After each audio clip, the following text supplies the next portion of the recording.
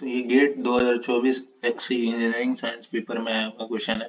Question कह रहा है कि heat source at a temperature TH, ठीक है, एक हीट सोर्स है, टेम्परेचर TH है, थर्मल एनर्जी रिजर्वायर है, ठीक है, transfer the same amount of heat to sink under the following conditions, ठीक है, sink is at temperature TL1 case A, sink is at temperature TL2, ठीक है।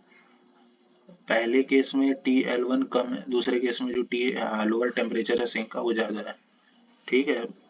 Simple सा क्वेश्चन है, ये हीट ट्रांसफर हो रहा है, ठीक है, सेम अमाउंट का। ये TH हो गया, ये T, ये तो सेम है, ठीक है,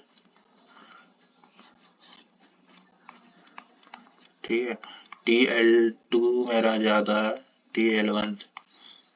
आप बताओ, हीट ट्रांसफर जो होता है वो एक इरिवर्सिबल प्रोसेस होता है, ठीक है।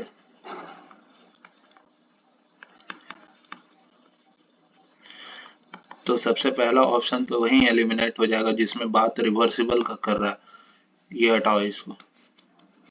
Option D is incorrect, option A is also incorrect, ठीक है, क्योंकि case B is more reversible. अच्छा, नहीं नहीं, ऐसे नहीं कर सकते, एंट्रोपी जनरेशन कह रहा है ग्रेटर देन, नहीं, अभी ये एलिमिनेट नहीं होगा, ठीक है।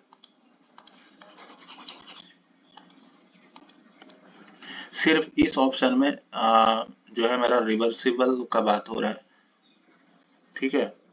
The reversibility is the same, reversibility है ही नहीं दोनों में रिवर्सिबिलिटी।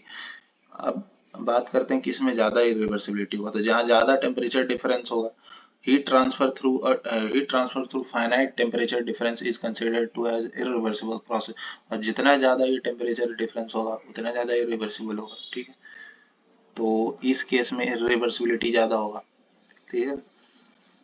तो case B is more case B is more reversible with entropy generation greater than zero, ठीक है। केस बी लेस रिवर्सिबल है, ठीक है, तो ऑप्शन बी करेक्ट होगा, ठीक है। अच्छा, इस केस के लिए एक फॉर्मूला भी होता है,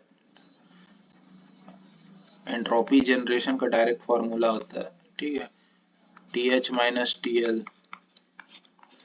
by TH TL into Q dot, यहाँ से भी निकाल सकते थे, ठीक है, ये बता दे रही